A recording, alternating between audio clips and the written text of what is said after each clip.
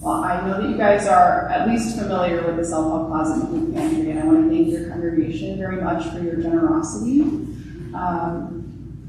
Our nonprofit was started in 1971 in the basement of the first congregational UCC church.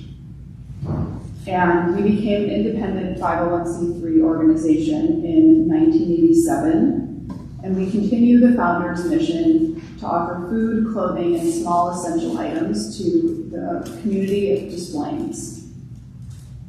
What started as a small organization in a church basement, started by a group of women, because what successful thing hasn't been started by a group of women? We now serve more than 900 households each year, and that's only poised to grow. We serve any family that lives in Des Plaines or any family that has children that attend a Des Plaines school. So that would be in District 62, in Leane Township, or even the private schools like Willow that are in Des Plaines. We are a total choice pantry, something that we are very proud of. That means that our clients that come through our doors have the opportunity to have a shopping experience. They come in, check in, or register for their first visit, and they are able to choose a set number of items in our clothing department, just like you would be able to if you were going to a store to purchase items. And then they move on to the food items. So there's canned goods, there's fresh produce, there's frozen meat, and other meat alternatives for individuals who are vegetarian or are halal or any other dietary need. Many of our local families lack access to sufficient food and clothing, and this hunger also affects children's school performance. So several years ago, our bookkeeper, Jana Haas, who many of you may know, started the Community Backpack Project, and I know we have a couple of dedicated volunteers to CBP here today.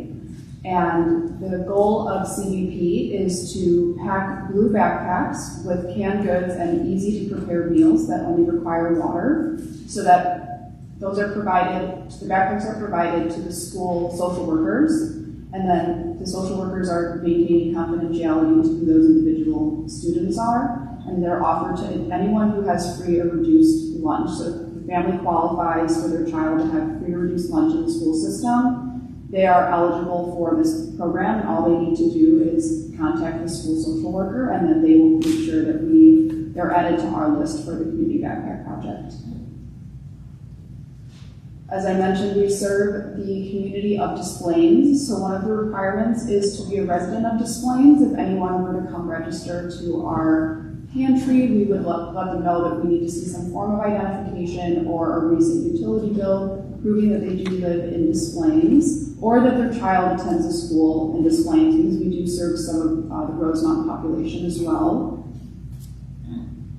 We are open for clients on Tuesdays from 12:30 to 2 p.m. and 12:30 to 3 p.m. and then Saturdays 9:30 to noon. And we ask that anybody who is registering comes an hour before close so that they have sufficient time to be able to provide the documentation and have an opportunity to shop in our pantry. We are open for donations, for drop-off donations at the pantry on Mondays and Tuesdays from 9 a.m. to noon, and then Saturdays from 8:30 to 9:30 before we see clients. We also have the red barrels, which I know you guys have here around the city of Des Plaines. We have them at many of the local churches. We have them at the Des Plaines Public Library. We have them at City Hall and with several other businesses.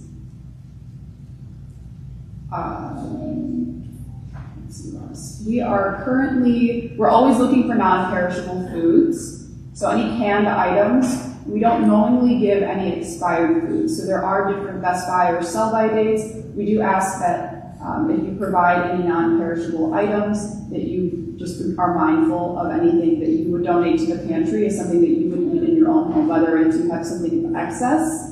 We do ask that it's not expired or in knowingly bad condition, and the same goes for clothing. We're always accepting new socks and underwear for children, infants, all the way through adulthood. We also accept feminine hygiene items and adult hygiene items. And seasonal clothing is very important, especially in the winter, as we know it gets very cold here. So jackets, gloves, hats, all of those types of things are always accepted. If you are looking to get involved, you can fill out the volunteer application on our website. There's also an emergency contact form to fill out just in case, so that we know who to contact if anyone should get injured or if anything needs to be attended to. And if you are looking to donate, there are many options. You can donate on our website, or you can send a check, or you can reach out to me directly. I'll provide business cards, and anyone who has any questions about donating to the pantry can reach out to me. If there are any other questions, you can see me at the end, and thank you so much for your time and having me here today.